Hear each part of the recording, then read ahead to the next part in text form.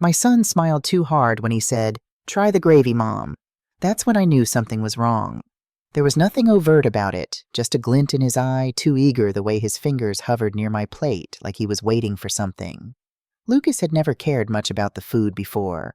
In fact, most years he barely acknowledged my presence at Thanksgiving, arriving late with Betty and Sophia in tow, offering a perfunctory kiss on my cheek before settling into the living room with his phone.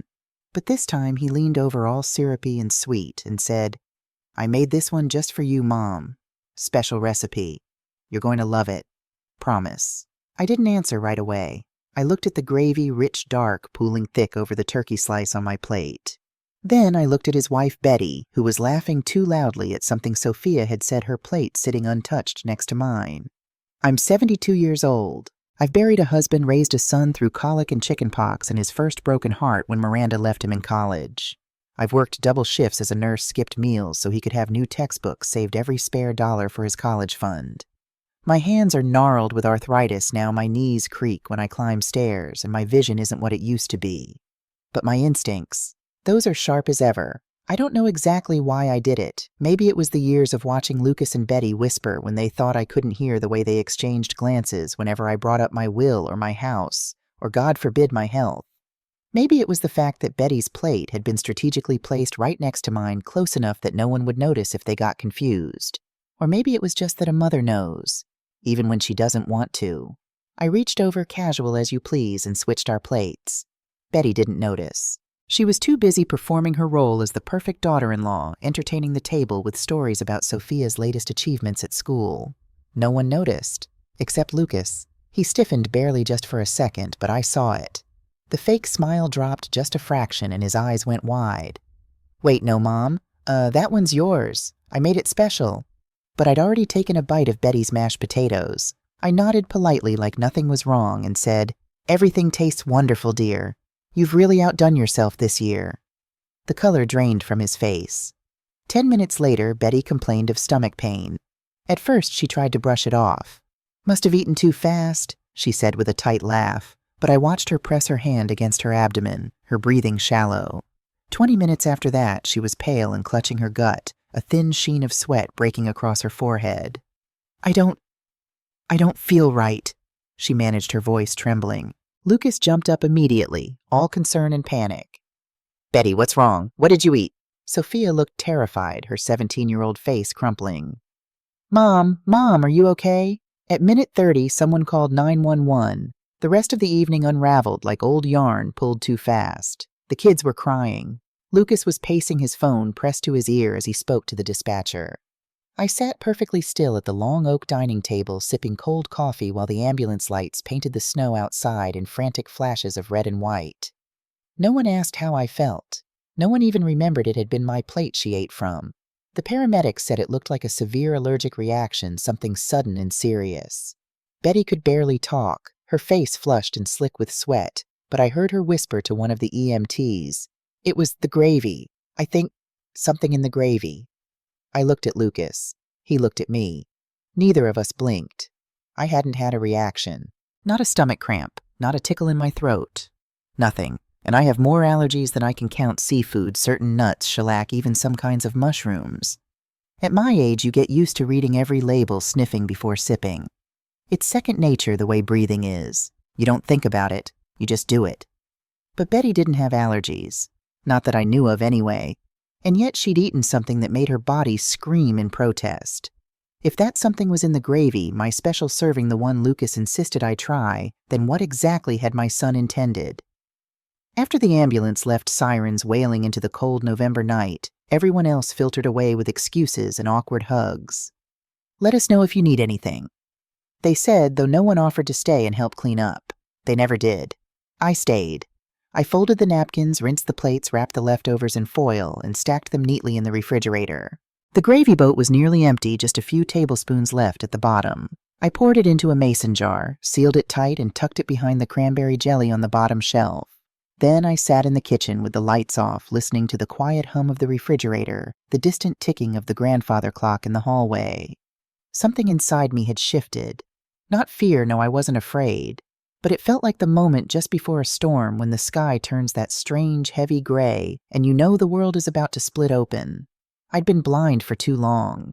I'd let them smile at me with teeth like knives, tell me how grateful they were, how much they loved having me there, all while maneuvering around me like I was just another piece of furniture from the past they hadn't figured out how to throw out yet. But tonight, I'd seen it clear as day. And for the first time in years, I wasn't going to let it slide. I didn't sleep that night. Not out of worry for Betty, though I did wonder distantly how she was doing in the emergency room, but because my brain wouldn't stop rewinding the evening moment by moment looking for the exact second the lie had started. The kitchen still smelled faintly of cinnamon and turkey fat. I'd left one lamp on the old yellow one over the sink, and I sat there with a notebook open in front of me. Not for writing, just to keep my hands busy turning pages I'd written in years ago. I hadn't used this notebook since Derek died. It was full of shopping lists, medication reminders, snippets of thoughts I'd wanted to remember. At 2:23 a.m., my phone lit up on the table. A message from Lucas. Still in ER. She's stable now. They're keeping her for observation. Severe allergic reaction, they said. I'll keep you updated. No thank you for staying. No how are you feeling. No love you mom. Just a sterile status update as if I were some distant relative on a mailing list. I didn't reply. At 3:07, I opened the refrigerator and took out the mason jar with the leftover gravy. I held it up to the light, tilting it slowly. It looked fine, rich, and brown, flecked with herbs. It smelled fine, too, savory and warm. But something was off. I poured a little onto a small plate and stirred it with a spoon. There were specks in it, not pepper, not thyme. Too uniform, too deliberate. I picked one out with a toothpick and held it close to my bifocals, squinting. Too small to say for sure what it was. But I wasn't imagining things. I rinsed out the jar, carefully scrubbed it clean with dish soap, and made a mental note to call my doctor in the morning. Not for me, I was fine, but I wanted a record. I wanted a trace. Because if Lucas had put something in that gravy, I needed proof. The next day, I didn't hear from Lucas at all. Not a phone call, not a text, nothing. Instead, around noon, my phone rang with a number I didn't recognize. I almost didn't answer telemarketers probably, but something made me pick up. Grandma, it was Sophia. Her voice was small, hesitant, like she was calling from somewhere she wasn't supposed to be. Sophia, sweetheart, I said, sitting down slowly at the kitchen table. Are you all right? There was a long pause, the kind filled with unspoken weight. I need to tell you something, she whispered. I don't know if I should. I mean, maybe it's nothing, but yesterday before dinner I saw Dad in the kitchen with the gravy. My throat tightened. Go on. He was adding something from a little glass bottle, like a dropper thing. I thought it was spices or something, like fancy stuff from the gourmet store. But when I came into the kitchen, he jumped, like really jumped. And then he told me to go help set the table and basically shooed me out. I closed my eyes, gripping the edge of the table with one hand. Are you sure, honey? I asked, keeping my voice calm, even though my pulse was hammering in my ears. Yeah, she said. I didn't think much of it at the time. But after what happened to Mom... Grandma, I'm scared. Did he do something? I took a deep breath. You did the right thing calling me. Don't tell anyone about this conversation, okay? Not yet. Okay, she whispered. Grandma, are you going to be okay? I'm going to be more than okay, I said. Thank you, sweetheart. You're braver than you know. After we hung up, I sat there for a long time staring at the wall. Then I stood, walked to my filing cabinet, and pulled out the envelope Lucas had given me last spring. This is just a power of attorney for some hospital paperwork, Mom, he'd said, sliding it across the table with that same boyish smile he'd used in high school when he was trying to hide a failed test. Nothing major, just a precaution for emergencies. I hadn't read it carefully. I'd trusted him. I'd raised him. I'd bathed him, fed him, taught him how to tie his shoes and ride a bike and tell right from wrong. But suddenly I remembered the way he'd pushed the pen into my hand, the way Betty had said, "Good now, that's done," before I'd even glanced inside the envelope. I opened it now, hands steady, despite the tremor that had crept into them over the last few years. I read the first page, then the second. It wasn't just a medical document. It was a durable power of attorney signed and notarized, giving Lucas full control over my finances if I were ever deemed medically unfit. My stomach turned as I flipped to the last page. My signature, shaky and slanted, written in haste, stared back at me like an accusation. I hadn't understood what I'd signed. And if that gravy had made me sick, if I'd gone to the hospital confused, vomiting, disoriented, what then? Would they have declared me unfit? Would Lucas have taken over everything? The house, the bank accounts, the life insurance, the modest savings Derek and I had built together over 43 years of marriage. All of it gone, controlled by a son who'd just tried to poison me. I felt something settle inside me. Not panic, not fear, resolution. I picked up the phone and called my lawyer. "Michael," I said, keeping my voice even, "I need you to look at a document for me, and I need to change my power of attorney. Today." There was a pause on the other end of the line. Michael Thompson had been our family lawyer since Derek first drafted our will back in the 80s. He knew me well enough to hear the steel beneath my calm. "Of course, Mrs. Patterson," he said. "Can you come in this afternoon?" I looked at the clock. It was 1:47 p.m. "Yes," I said. "I'll be there in an hour." And I was, because some storms don't announce themselves with thunder. Some just begin quiet, slow, inevitable, and wash away everything you thought was safe. Michael Thompson had rearranged his schedule for me. When I arrived at 2:53 p.m., he was already waiting in his downtown office, a fresh pot of coffee brewing on the side table, and a yellow legal pad open on his mahogany desk. "I took a look at your call notes," he said gently, gesturing for me to sit. "You brought the document?" I handed him the envelope. He read it slowly, adjusting his wire-rimmed glasses twice, then held up the final page like it might change if he stared long enough. "Mrs. Patterson," he said carefully, "did you understand what you were signing here?" "No," I said, my voice steady. I trusted my son. He nodded once, something flickering across his face, pity maybe, or anger on my behalf. "This is a general durable power of attorney, not just for health matters. It gives Lucas full authority over your finances, your property, even decisions about where you live should you be deemed mentally incapable." I didn't react. I'd already gone cold inside the way you do when grief is so sharp it numbs you. "Do you feel mentally incapable?" he asked, not smiling. "I drove myself here," I said. "I read the Wall Street Journal this morning. I fixed my leaky faucet last week. And I made a chess move by mail that's about to ruin a retired engineer in Florida." That made him smile just briefly. "I'd say you're fine," he replied. "Would you like to revoke this?" "I would," I said. "And I'd like to draw up a new one, with my granddaughter Sophia as sole designee when she turns 18. Michael blinked. "Your granddaughter, not Lucas." "Not Lucas," I said firmly. He nodded more firmly this time.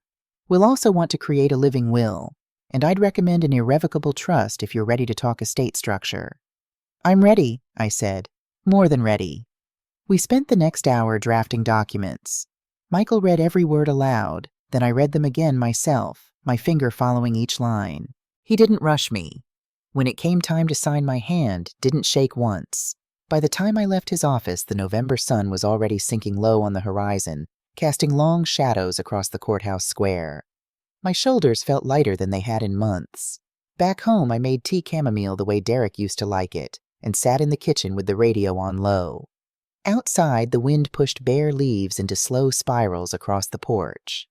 I opened a drawer and pulled out my household ledger. For years, I'd tracked every expense. Not out of obsession, but because I believed in accountability. I believed in knowing where your money went, what it built, what it sustained. I flipped to the entries from the last year and skimmed the pages. March 15th, $2,000 to Lucas for urgent water heater repair. May 22nd, $600 to Betty for emergency dental work.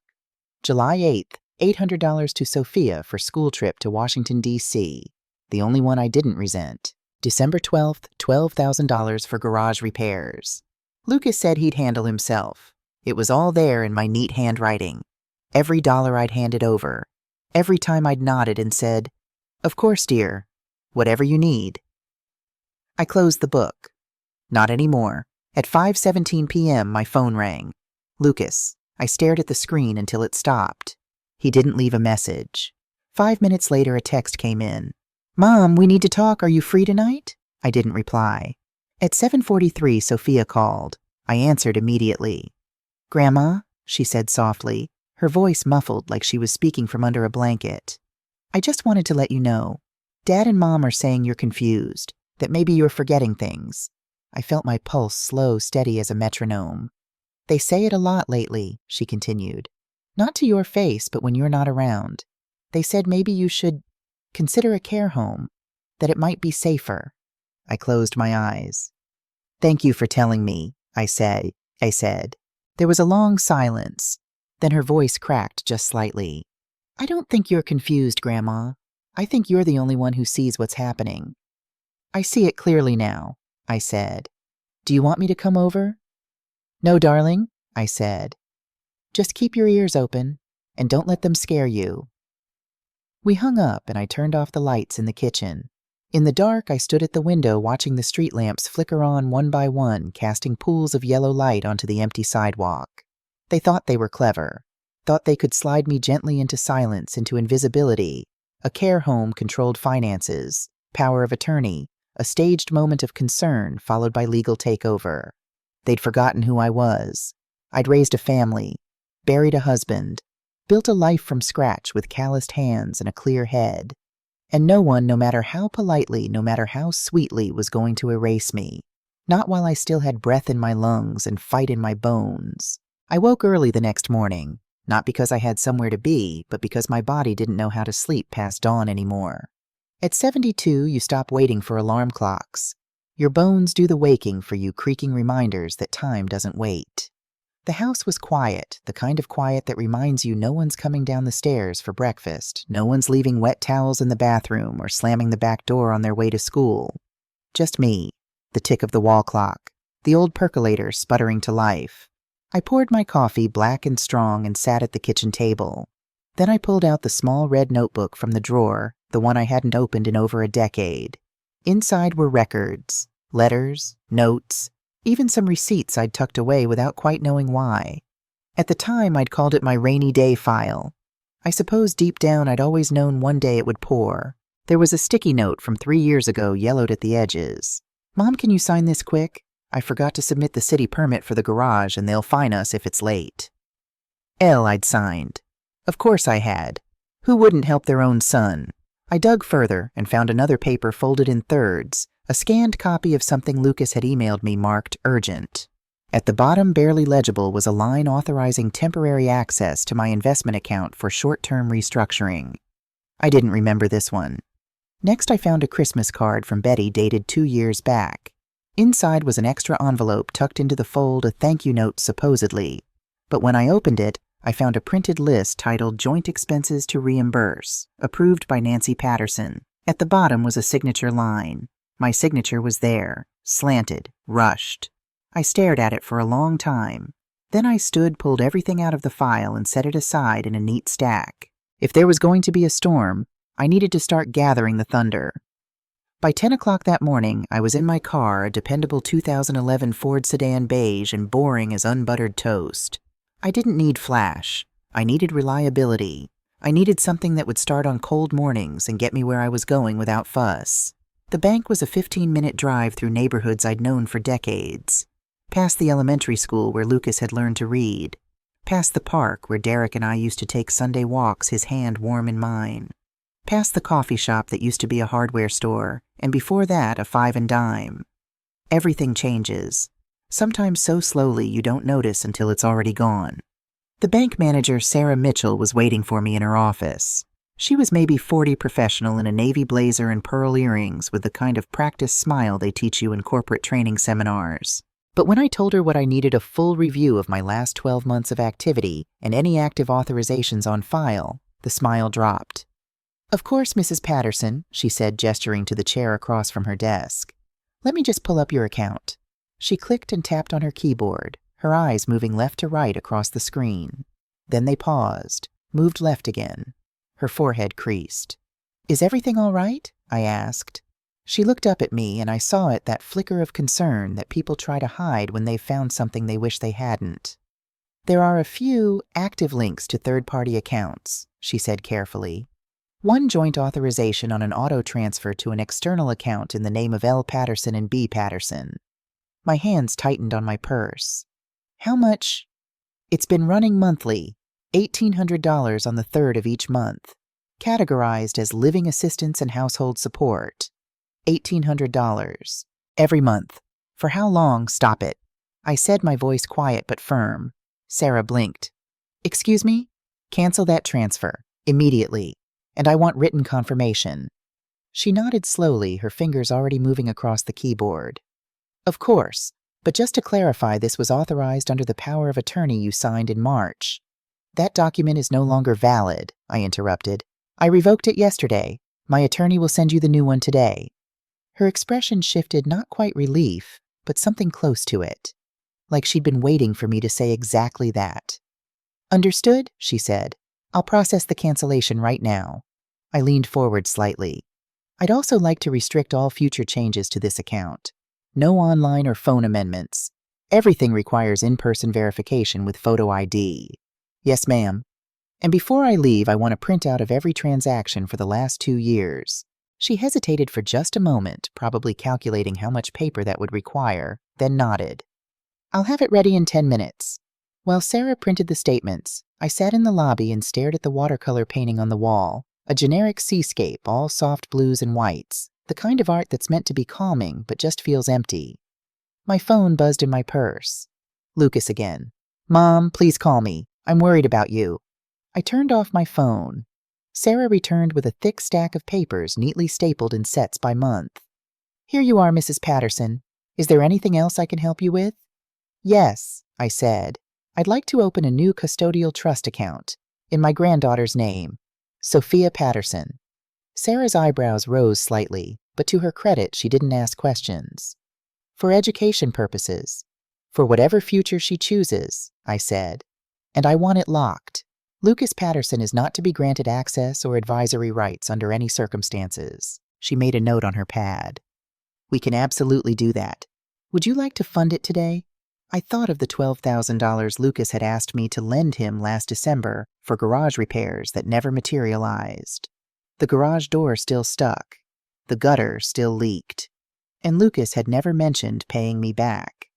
Yes, I said. I'd like to transfer $15,000 from my savings account into the trust. $15,000.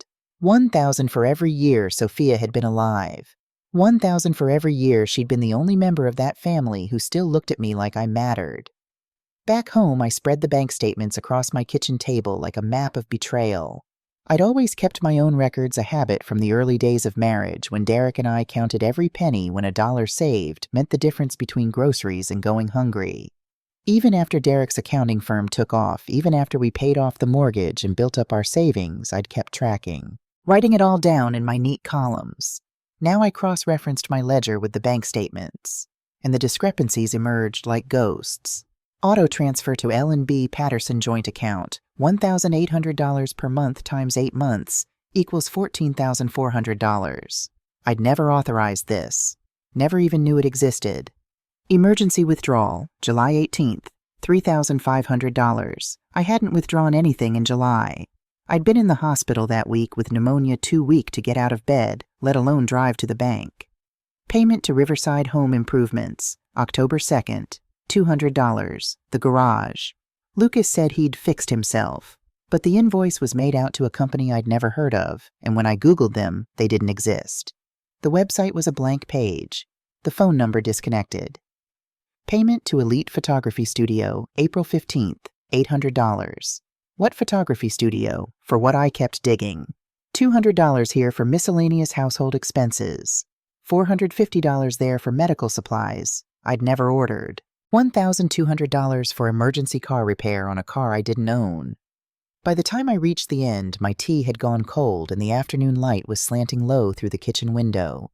Total over 2 years, $47,300. $47,300. Taken from me. Piece by piece. Month by month. Some of it I'd given willingly gifts for Sophia's tuition help with Betty's dental work, the down payment on their first car. I didn't begrudge those. A mother helps her children. That's what we do.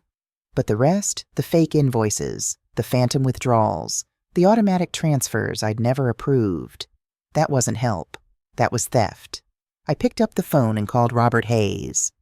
Bob had been Derek's friend. First they'd met at the Rotary Club back in the 90s, bonded over bad coffee and worse golf. After Derek died, Bob had checked in on me every few months, usually with some excuse about needing to borrow a ladder or return a book. I knew what he was really doing, making sure the widow was all right, making sure I wasn't lost in that big empty house.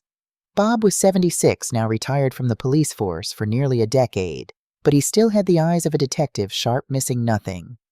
"Nancy," he said when he picked up his voice, warm with surprise. "Been a while. How are you holding up?" "I need help, Bob," I said. Not as a friend, as a professional. There was a pause. Then his tone changed, sharpened. "What's going on?" I told him everything. The gravy, the power of attorney, the bank statements, Sophia's phone call about the dropper bottle. When I finished, he was quiet for a long moment.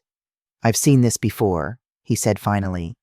"Not with you, Nancy, but this pattern. It's real. It's what they call financial elder abuse, and it's more common than people think. Can you help me? What do you need?" "I need to know what they're hiding," I said. "Lucas and Betty. I need to know why they're so desperate for money that they'd poison their own mother." Another pause. "You know I'm not licensed anymore. I can't do official investigations." "I'm not asking for official," I said. "I'm asking for the truth." "All right," he said. "Give me 48 hours. Lucas called 6 more times that day. I didn't answer. Instead, I sat at my kitchen table and wrote. Not in the red notebook that was for records. This was different. This was a letter. "To whom it may concern, my name is Nancy Catherine Patterson. I am 72 years old, of sound mind and body. I am writing this as a record of events that have occurred over the past week. On November 23rd, 2024, Thanksgiving Day, my son, Lucas Patterson, prepared a special serving of gravy which he insisted I eat. Due to instinct, I switched plates with his wife, Betty Patterson. Within 30 minutes, Betty experienced severe physical distress and was transported to the hospital by ambulance. My granddaughter, Sophia Patterson, age 17, informed me that she witnessed Lucas adding an unknown substance from a dropper bottle to the gravy prior to dinner. I believe this was an attempt to incapacitate me so that Lucas could utilize the power of attorney I signed under false pretenses in March 2024. I have since revoked that power of attorney and secured my assets. I am writing this to establish a record. If anything happens to me, if I am found incapacitated, if I am hospitalized under mysterious circumstances, if I am declared mentally unfit, please investigate my son, Lucas Patterson. This is not paranoia. This is protection. Signed, Nancy Catherine Patterson, November 25th, 2024. I made 3 copies. One for Michael, my lawyer, one for Bob. One sealed in an envelope addressed to the police to be opened only if necessary. Then I made dinner chicken soup from scratch the way my mother taught me and ate it alone at the table, listening to the house settle around me. Bob called back exactly 48 hours later at 10:07 a.m. on Sunday morning. "Can I come over?" he asked. "Of course." He arrived 20 minutes later with a thermos of black coffee and a manila folder tucked under his arm. "Still hate decaf," he said, handing me a cup. "Still take it seriously," I replied. We sat at the kitchen table, the same table where Derek and I had shared thousands of meals, where Lucas had done his homework as a boy, where I'd signed that damned power of attorney 8 months ago. Bob opened the folder and spread the contents in front of me. Financial records, credit reports, business filings, screenshots of social media posts. "Nancy," he said gently, "your son and daughter-in-law are in serious trouble." I looked down at the papers. Outstanding debts. Lucas and Betty Patterson. Credit card debt. 3 cards all maxed $68,000. Auto loans. BMW lease plus Mercedes lease $47,000. Home equity line of credit due in 60 days, $95,000. Business loan. Patterson Consulting, L. LC failed venture $120,000. Betty's Boutique. Suppliers/creditors, $35,000. Total $365,000. $365,000. I felt the air go out of my lungs. "There's more," Bob said quietly. He pulled out another sheet, printed emails with highlighted sections. Subject: final notice. Payment overdue. Mr. Patterson, this is your 3rd and final notice.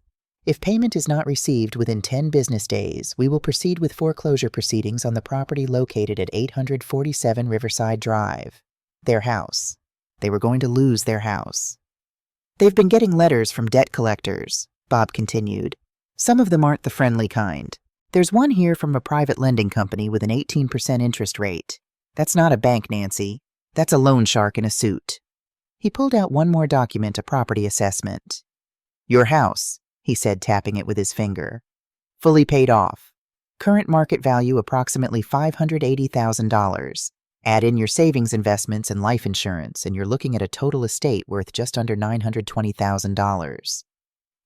I stared at the number. $920,000. Enough to solve all their problems. Enough to pay off every debt, save the house, start over clean. Enough to kill for. They weren't just trying to incapacitate you. Bob said, his voice soft but firm. They were trying to access your estate while you were still alive. Get you declared unfit, take over your finances, and bleed you dry before you even knew what was happening.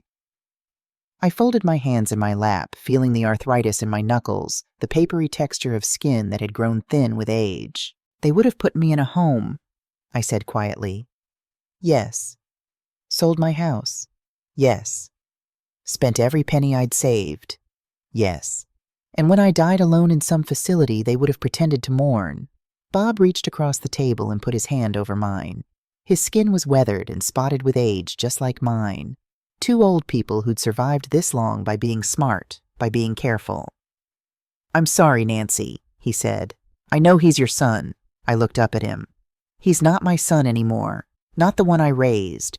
That boy died somewhere along the way, and I didn't even notice.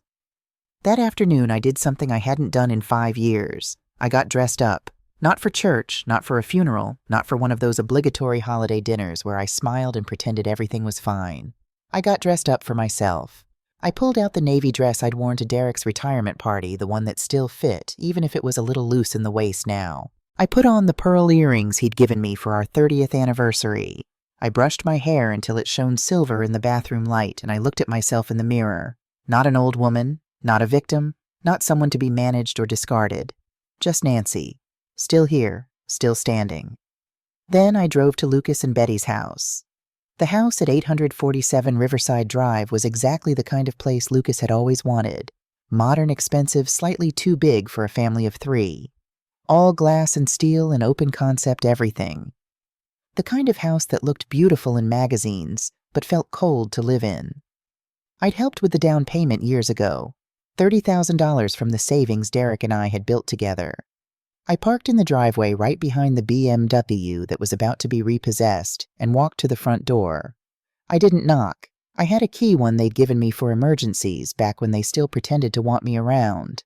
I let myself in. Betty was in the living room, curled up on the white leather sofa with her phone. She looked thin, worn, the kind of tired that comes from stress rather than exertion. When she saw me, she nearly dropped the phone. "Nancy," she said, scrambling to sit up. "We didn't know you were coming." "I didn't call ahead," I said, closing the door behind me. "Where's Lucas?" He's at the store. He'll be back soon." "Good," I said. "We'll wait." I walked into the living room, my living room really since my money had helped pay for it, and sat in the armchair by the window. The same chair I'd sat in 100 times before, always perched on the edge, never quite comfortable, never quite welcome. This time I settled back, crossed my legs, folded my hands in my lap. Betty stared at me like I'd sprouted a second head. "How are you feeling?" I asked, my voice pleasant. "After the hospital." She blinked. "I'm better. The doctor said it was an allergic reaction. They gave me steroids and kept me overnight for observation. That must have been frightening." "It was," she said, her voice small. "Do you know what you're allergic to?" She hesitated. They weren't sure. Maybe something in the herbs or the butter. "Or the sedatives," I said calmly. The color drained from her face. "Nancy, I don't," I interrupted, my voice still gentle. "Don't insult me by lying. Not now." We sat in silence for a moment. The house was so quiet I could hear the hum of the refrigerator in the kitchen, the tick of the decorative clock on the mantel. Then Betty started to cry. Not loud, dramatic sobs, just silent tears sliding down her cheeks, her shoulders shaking with the effort of keeping quiet. "We didn't mean to poison you," she whispered. "It was just sedatives, ground-up Ambien. Lucas said it would just make you sleepy, forgetful, so we could get you evaluated, get you help." "Help?" I repeated flatly. "You've been forgetting things," she said desperately. "Repeating yourself. We were worried. I've forgotten nothing, I said. And I repeat myself when people don't listen the first time. Betty wiped her eyes with the back of her hand. We didn't know what else to do. We're drowning Nancy. We're going to lose everything. I know, I said. They said. I've seen the debt. Her head snapped up. I have friends, I said. And I'm not as helpless as you seem to think. The front door opened.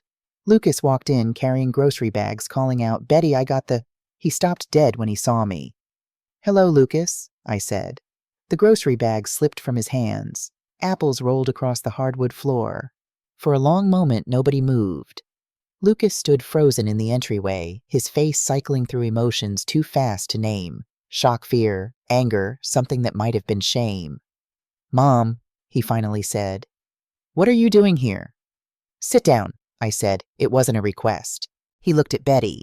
She nodded slightly, her eyes red and swollen.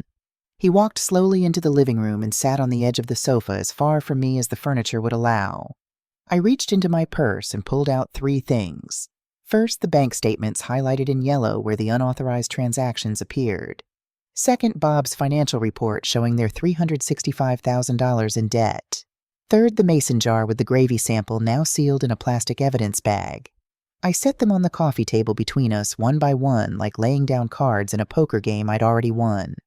I know everything, I said. The fake transfers, the forged authorizations, the power of attorney you tricked me into signing, the plan to have me declared incompetent so you could take control of my estate. Lucas opened his mouth. I held up one hand. I know about the debt, the foreclosure, the loan sharks. I know you're desperate. I paused. And I know what you put in my food. Betty let out a small, broken sound.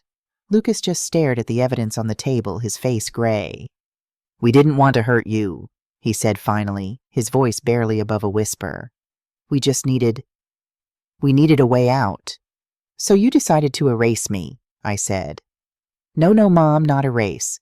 We were going to take care of you. A nice facility, good care. A facility you could afford with my money, I interrupted. While you lived in my house and spent my savings and pretended to grieve when I finally died forgotten and alone. Lucas flinched like I'd slapped him. I'm your son, he said, and there was something in his voice, something young and lost and desperate. I'm your son, and I failed. I failed at business, failed at managing money, failed at being the man Dad was. And I was ashamed. I was so ashamed I couldn't ask for help. I couldn't admit I'd screwed up again. So you took, I said quietly. So I took, he echoed, his voice breaking. Betty was crying openly now, her hands covering her face. I looked at them. These 2 people I'd welcomed into my life, into my family. I'd paid for their wedding, thrown Betty a baby shower, babysat Sophia when they worked late, lent them money I never expected back, loved them or tried to in all the ways I knew how, and they'd repaid me with lies and theft and a plate of poisoned gravy. I should have felt rage. I should have felt the hot, consuming fury of betrayal. But all I felt was tired. Here's what's going to happen, I said, my voice calm and measured. You're going to sign a full confession.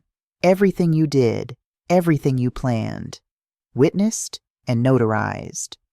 Lucas looked up sharply. Mom, I'm not finished, I said. In exchange, I will pay off your debts, all $365,000 of them. Betty gasped. Lucas stared at me like I'd spoken a foreign language. But, I continued, there are conditions, non-negotiable conditions. If you violate any of them, I go to the police with everything, and you'll both face criminal charges. Do you understand? They nodded mutely. First, you will enter financial counseling, 2 years minimum. You will learn to budget, to save, to live within your means. Okay, Betty whispered. Second, you will sell the BMW and the Mercedes. You will buy reliable, affordable cars and nothing more. Lucas swallowed hard but nodded. Third, you will get real jobs with steady income. No more failed businesses. No more get-rich-quick schemes. You will work and you will rebuild your lives honestly. We will, Lucas said. Fourth, Sophia moves in with me. She stays with me until she graduates high school. You can visit, but she lives in a stable home with someone who puts her first. Betty's face crumpled, but she nodded. Fifth, you have no contact with me unless I initiate it. No calls, no visits, no holidays. I will decide when and if I'm ready to see you. And when I do see you, it will be on my terms. Mom, Lucas started. I'm not your ATM anymore, I said. I'm not your backup plan. I'm not the solution to problems you created. If you want a relationship with me, you will earn it back. Day by day, year by year, with honesty and respect and actual change. I stood up, smoothing down my dress. You have 24 hours to decide. Michael Thompson will have the paperwork ready tomorrow at 2 p.m. If you're there, you sign and we move forward. If you're not, I file a police report at 2:01. I picked up my purse and walked to the door. Mom, Lucas called out, his voice cracking. Why would you do this, after what we did? I turned back to look at him, this man who'd once been my baby, my little boy with scraped knees and big dreams. Because I'm your mother, I said. And because if I don't give you a chance to change, I'm no better than you are. I opened the door and stepped out into the November afternoon. Behind me I heard Betty sobbing and Lucas's voice broken and small. What have we done? I closed the door on the sound. The drive home was a blur of bare trees and gray sky. I didn't cry. I didn't rage. I just drove my hands steady on the wheel, my breath even and calm. When I pulled into my driveway, Sophia was sitting on the porch steps, a backpack at her feet and 2 suitcases beside her. I got out of the car slowly. Sweetheart, she stood up, her young face streaked with tears. They told me I had to come live with you. They said I didn't have a choice. She paused. But I want to. Is that okay, Grandma? Can I stay? I walked up the porch steps and pulled her into my arms. Of course you can stay, I whispered into her hair. For as long as you need. She clung to me, 17 years old and trying so hard to be brave. Are they going to be okay? She asked. I don't know, I said honestly. But we are. We carried her things inside together, and I showed her to the guest room, the one with the window that looked out over the backyard where the old oak tree still stood where the birds came to feed every morning. This is your room now, I said, for as long as you want it. That night we made dinner together. Nothing fancy, just spaghetti with marinara sauce and a salad from the garden I'd kept going all these years. We ate at the kitchen table, and Sophia told me about school, about her friends, about the college applications she was working on. And for the first time in longer than I could remember, the house didn't feel empty. It felt like home. 3 days later, at exactly 2 p.m., Lucas and Betty walked into Michael Thompson's office.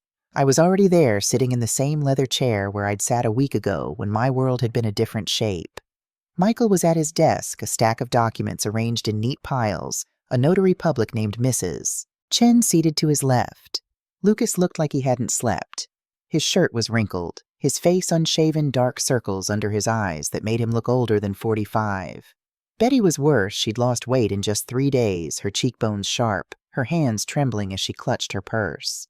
They looked at me. I looked back, my face calm, my hands folded in my lap. Please sit, Michael said, gesturing to the 2 empty chairs. They sat. Michael slid the first document across the desk. This is a full confession of financial fraud, unauthorized access to accounts, and attempted administration of sedatives without consent. It details every transaction, every forged authorization, and the events of Thanksgiving Day. Lucas stared down at the paper. His hands didn't move to pick it up. If you sign this, Michael continued, his voice professional, but not unkind. Mrs. Patterson has agreed to settle your debts in full $365,000 through a structured payment plan to your creditors. The payments will go directly to the banks, the loan companies, and the mortgage holder. You will not see a single dollar of it. We understand, Betty whispered. In exchange, you agree to the conditions Mrs. Patterson outlined. 2 years of financial counseling, sale of luxury vehicles, stable employment. No contact unless initiated by Mrs. Patterson. And Sophia remains in her grandmother's custody until she turns 18 or graduates high school, whichever comes later. Lucas finally looked up at me. His eyes were red. Mom, don't, I said quietly. Just sign or don't. But don't apologize. Not yet. Words are cheap. He flinched like I'd struck him. Michael handed him a pen. Lucas picked it up, his hand shaking, and signed his name at the bottom of the page. The pen scratched across the paper too loud in the quiet office. Then he slid it to Betty. She signed too, tears dripping onto the document, smudging the ink slightly. Mrs. Chen notarized both signatures, stamping the paper with an official seal that made it real, binding irreversible. "There's one more document," Michael said, pulling out a second set of papers. "This is a formal acknowledgement that Mrs. Patterson's power of attorney dated March 2024 was obtained under false pretenses and is hereby voided. It also states that you waive any future claim to Mrs. Patterson's estate property or finances." "What, Lucas said, his voice sharp. "You're cutting us out completely." "Yes," I said simply, "but we're your family." "You tried to poison me, Lucas." My voice was still calm, but there was steel beneath it. "You forged documents. You stole from me for 2 years. You planned to put me in a facility and take everything I'd worked for, everything your father and I built together." I leaned forward slightly. "So yes, I'm cutting you out. If you want back in, you'll earn it, but not through inheritance. Not through my money, through change." Betty was crying again, her shoulders shaking. Lucas just stared at the paper, his jaw clenched so tight I could see the muscle jumping. But he signed. They both signed. Michael collected the documents, made copies, and placed them in separate folders. "Mrs. Patterson's attorney will begin dispersing payments to your creditors starting Monday. You should see the pressure lift within 2 weeks." "Thank you," Betty managed. Michael didn't smile. "Don't thank me. Thank her. And don't waste the chance she's giving you." Lucas stood slowly like an old man, like the weight of what they'd done had aged him a decade in a week.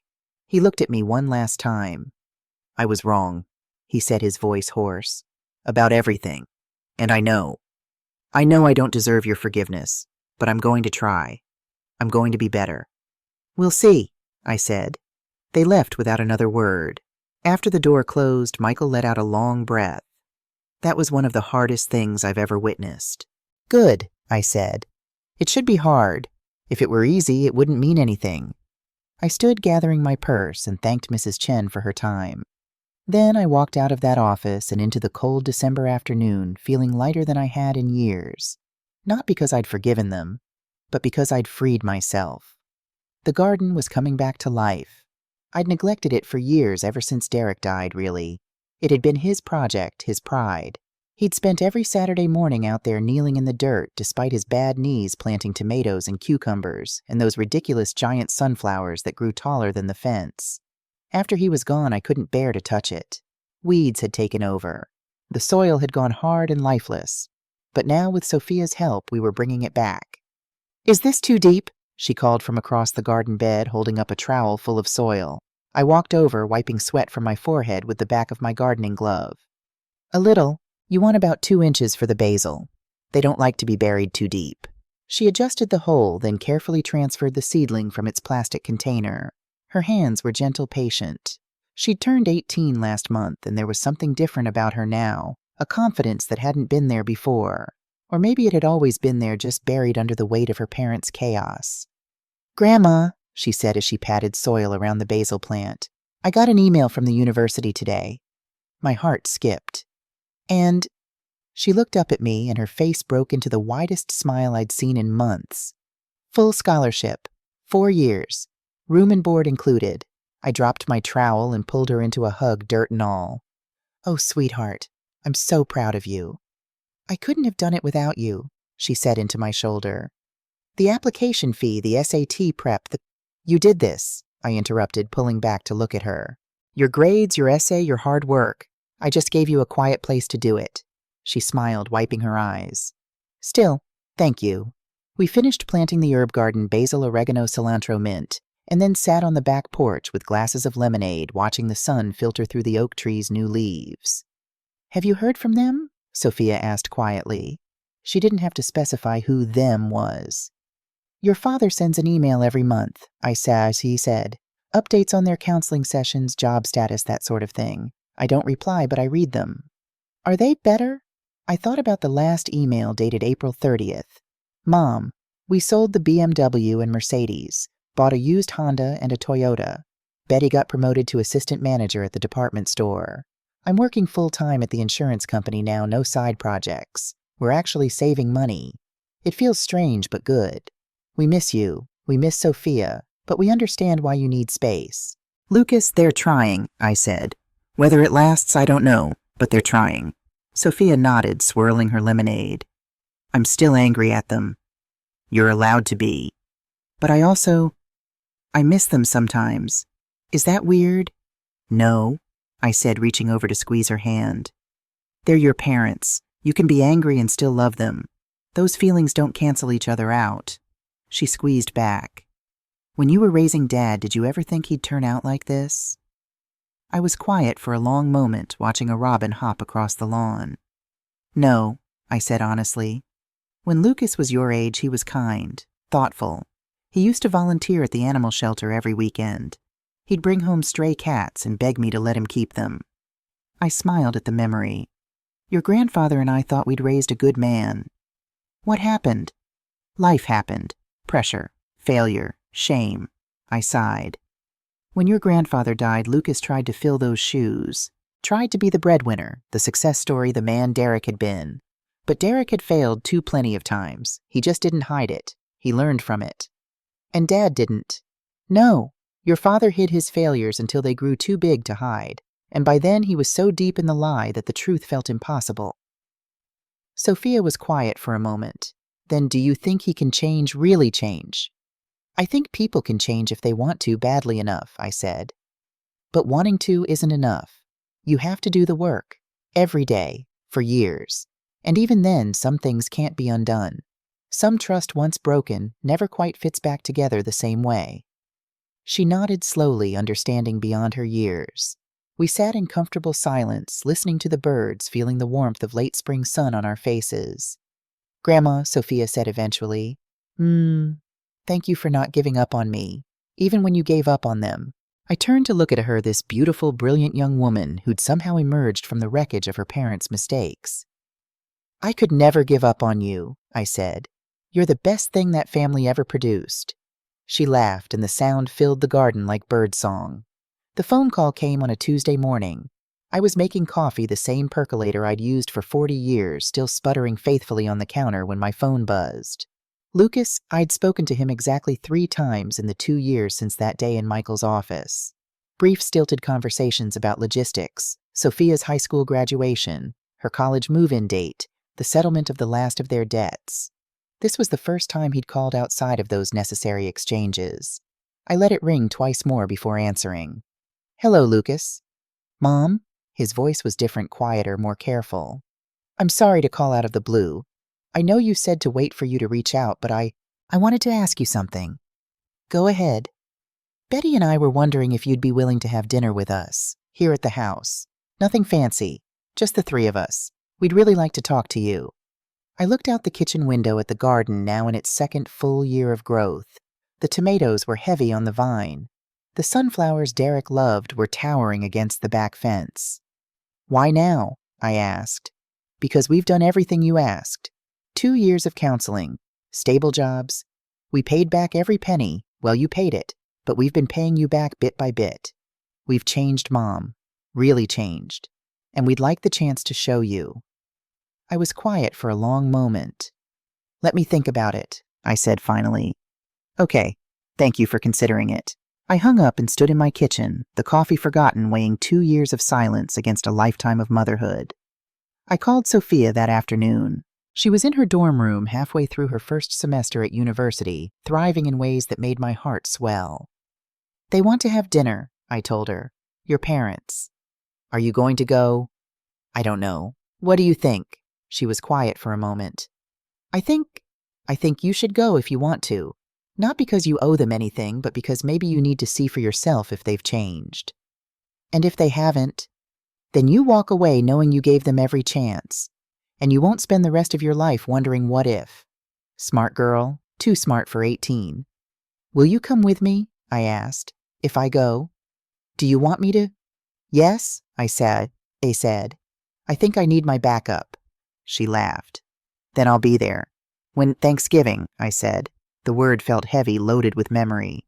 If we're going to do this, we should do it right. Full circle. Thanksgiving it is. I stood on the porch of 847 Riverside Drive, Sophia beside me holding a pie I'd baked that morning. Pumpkin from scratch, the way my mother taught me. The house looked different. Smaller somehow. The manicured lawn was gone, replaced by practical grass that needed mowing. The decorative shrubs had been trimmed back to something manageable. There was a used Toyota in the driveway, modest, clean, practical. Before I could knock, the door opened. Lucas stood there, and I barely recognized him. He'd lost weight, not the unhealthy kind from stress, but the kind from manual work and better habits. His hair was graying at the temples. He wore jeans and a flannel shirt, not the designer clothes he used to favor. And his eyes were clear, present. Not looking past me to what he could get, but looking at me, really seeing me. "Mom," he said softly. "Thank you for coming." "We'll see if I stay," I said, but without venom. He nodded, accepting that. "Come in." The inside of the house had changed too. The expensive furniture was gone, sold probably to pay back debts. What remained was simple, comfortable, lived in. A couch with a throw blanket draped over it. Bookshelves with actual books, not just decorator objects. Family photos on the wall, including several new ones of Sophia. Betty emerged from the kitchen, wiping her hands on an apron. She'd aged too, but like Lucas, there was something different. Something settled. She wasn't performing anymore. "Nancy," she said, and her voice cracked slightly. "It's good to see you." I handed her the pie. Pumpkin, Derek's favorite. She took it carefully like I'd handed her something precious. "I remember. Thank you." Sophia hugged her mother, brief but genuine, then followed her into the kitchen to help. Lucas and I stood in the living room, the November light slanting through the windows, casting long shadows across the hardwood floor. "You want to sit?" he asked. I sat in the armchair, the same one I'd sat in 2 years ago when I'd laid down my terms. Lucas sat on the couch, his hands clasped between his knees. "You look good," I said. He smiled slightly.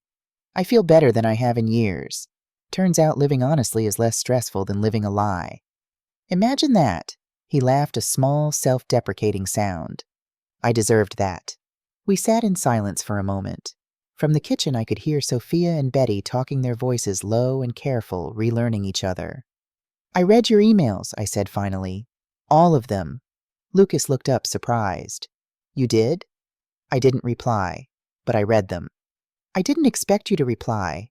I needed you to know what we were doing, that we were serious." "And are you serious?" He met my eyes. "Mom, 2 years ago I tried to drug you so I could steal your life savings and put you in a home. I don't know how to come back from that. I don't know if it's even possible. But I'm trying. Every single day I'm trying to be the man you raised, the man Dad would have been proud of." His voice broke on the last word. "Your father would have been ashamed of what you did," I said quietly.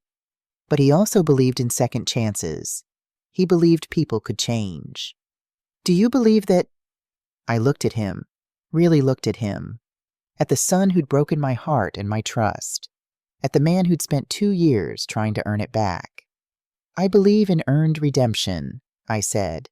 "Not forgiveness that's given freely, but forgiveness that's built brick by brick, day by day, through consistent action and genuine change." "That's fair. You've done the work," I continued. "I can see that. But Lucas, you need to understand we will never go back to how things were. The trust is gone. The innocence is gone. The relationship we had when you were a boy, when I believed you could do no wrong, that's dead." He nodded, pain flickering across his face. But I said maybe we can build something new, something more honest, based on who we actually are, not who we pretend to be. His eyes filled with tears. "I'd like that. It will take time." "I have time, however long you need." Betty called from the kitchen. "Dinner's ready." We stood and Lucas gestured toward the dining room. "Shall we—" The table was set simply, no fancy china, no elaborate centerpieces. Just plain white plates, sturdy silverware, cloth napkins that had been washed and ironed. And in the center of the table, turkey stuffing, green beans, cranberry sauce, mashed potatoes, and gravy. My breath caught when I saw it. Lucas noticed. "I didn't make it," he said quickly. "Betty did. And Sophia watched her the entire time to make sure. Well, to make sure." Sophia nodded. "Every ingredient accounted for Grandma. Nothing but butterflower, turkey drippings, and herbs." I looked at the gravy boat, ceramic, simple, nothing like the one from 2 years ago. But still, gravy. We sat down, the 4 of us, around a table that held the memory of the worst thing this family had ever done to each other. Betty picked up the gravy boat with shaking hands. "May I?" she asked, looking at me. I held out my plate. She poured the gravy over my turkey, her hand steady despite the tremor in her voice when she said, "It's safe. I promise. It's just gravy." I picked up my fork, cut a piece of turkey, let it soak in the gravy, and brought it to my mouth. Lucas and Betty held their breath. I chewed slowly, tasting sage and thyme and butter and nothing else. Just gravy. Just food.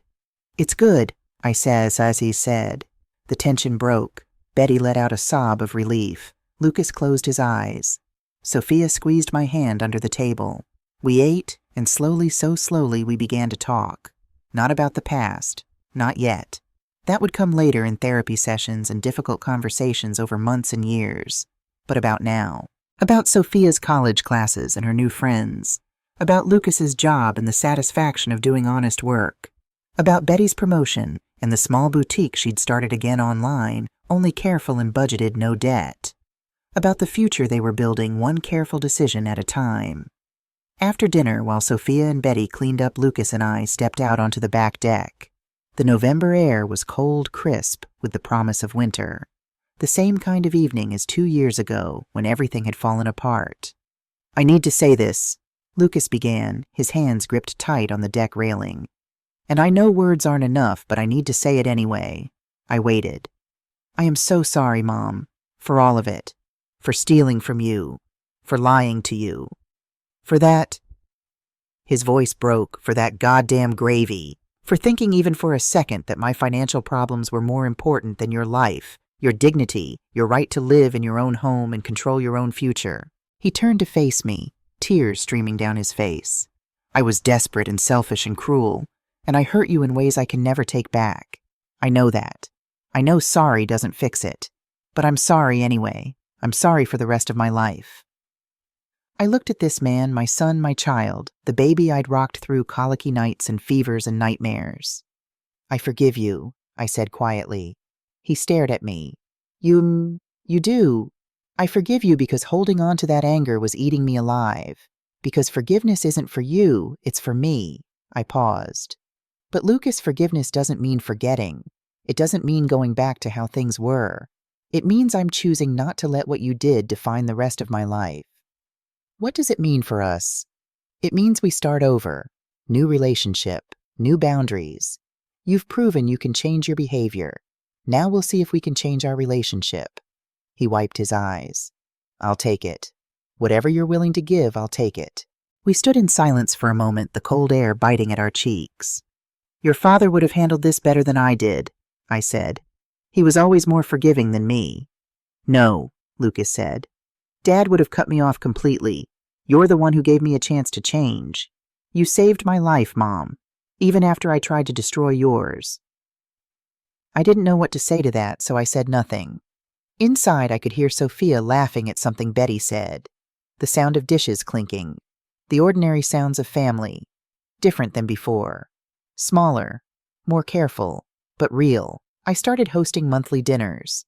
Just small things, Sunday suppers with Sophia when she was home from college. Occasionally, Lucas and Betty, though we kept it brief, kept it light. No overnight visits. No holidays yet. Just slow, careful steps towards something that might someday resemble a family again. I also started doing things for myself. I joined a book club at the library, 12 women all over 60, all with stories that would break your heart and put it back together. We read everything from mystery novels to poetry, and afterward we'd go to the diner and talk for hours about books and life and everything in between. I took up watercolor painting. I was terrible at it, but that wasn't the point. The point was doing something just for me, just for the joy of it. I traveled. Small trips at first, a weekend in Charleston, a week in Savannah. Sophia came with me when she could, and when she couldn't, I went alone and discovered I liked my own company. I wasn't just surviving anymore, I was living. One afternoon in late February, I was in my kitchen making soup when my phone rang. Michael, my lawyer.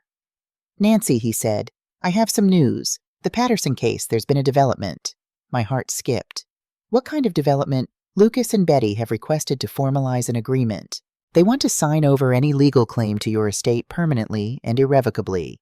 They've also asked to set up a repayment plan for the money you spent settling their debts. They're offering to pay you back over 10 years with modest interest." I sat down slowly at the kitchen table. "They don't have to do that," I said. "I told them that, but they insisted. Lucas said, and I quote, 'She saved our lives. The least we can do is pay her back.'" I was quiet for a long moment. "Draw up the paperwork," I said finally. "But tell them I don't want interest. Just the principal amount paid when they can afford it, no pressure." "Are you sure?" "I'm sure." After I hung up, I sat in my kitchen and thought about the long, strange journey that had brought me here. 2 years ago, I'd been invisible, taken for granted, treated like a problem to be solved, an obstacle to be removed. Now I was seen, respected, free. Not because my son had changed, though he had, but because I had changed. I'd stopped waiting for them to remember I mattered. I'd stood up, drawn my boundaries in permanent ink, and refused to be erased. And in doing so, I'd found myself again. Not the young woman who'd married Derek. Not the exhausted mother who'd raised Lucas through diapers and diplomas. Not the grieving widow who'd lost her way. But Nancy. Just Nancy. 74 years old with arthritic hands and silver hair and a life that was entirely, completely her own. The kitchen smelled like it used to, turkey and herbs and fresh-baked rolls and pumpkin pie cooling on the counter. I stood at the stove, stirring the gravy one last time before taking it off the heat. Just gravy, just food. No poison, no sedatives, no hidden agendas. Just butter and flour and love. The doorbell rang and I heard Sophia answer it. Voices in the hallway, Lucas and Betty arriving with a dish to share, stomping snow off their boots. 3 years since the night that changed everything. 3 years of therapy and boundaries and slow, painful rebuilding. We weren't the family we used to be. We would never be that family again, that innocent, trusting version that had existed before betrayal. But we were something new, something more honest. Lucas appeared in the kitchen doorway. "Can I help with anything?" I handed him the gravy boat. "Pour this while I get the turkey out." He took it carefully, like I'd handed him something precious, which in a way I had. We carried the food to the dining room together. The table was set for 5. Me, Sophia, Lucas, Betty, and Bob Hayes, who'd become a fixture at our dinners, a reminder that family isn't always blood. We sat, we held hands, and for the first time in 3 years, I said grace. "We're thankful for this food, for this table, for the roof over our heads. We're thankful for second chances and hard lessons and the courage to change. We're thankful for forgiveness earned and boundaries respected. We're thankful for each other not because we're perfect, but because we're here still trying." "Amen," they echoed. I picked up the gravy boat and poured it over my turkey. Lucas watched me take the first bite. I smiled at him. "It's perfect." And it was. Later that night, after everyone had gone home and the kitchen was clean and the leftovers were put away, I sat in my living room with a cup of tea. On my lap was the red notebook, the one full of records and receipts and evidence of betrayal. I'd kept it all these years, not as a weapon but as a reminder that I'd been strong enough to see the truth, strong enough to act, strong enough to set boundaries and stick to them, strong enough to forgive without forgetting. I opened it to the last blank page and picked up a pen. November 23rd, 2027. 3 years ago today, my son tried to poison me. Today, we had Thanksgiving dinner together, and I poured gravy over my turkey without fear. That's not forgiveness that came easy. That's not trust that came cheap. That's 3 years of therapy, accountability, and change. 3 years of boundaries respected and promises kept. I didn't save them by enabling them. I saved them by forcing them to save themselves. And in the process, I saved myself too. I'm 74 years old. I don't know how many Thanksgivings I have left. But I know this, I will spend them on my terms, in my house, with people who've earned their place at my table. Not because I'm bitter, but because I finally learned the most important lesson of all.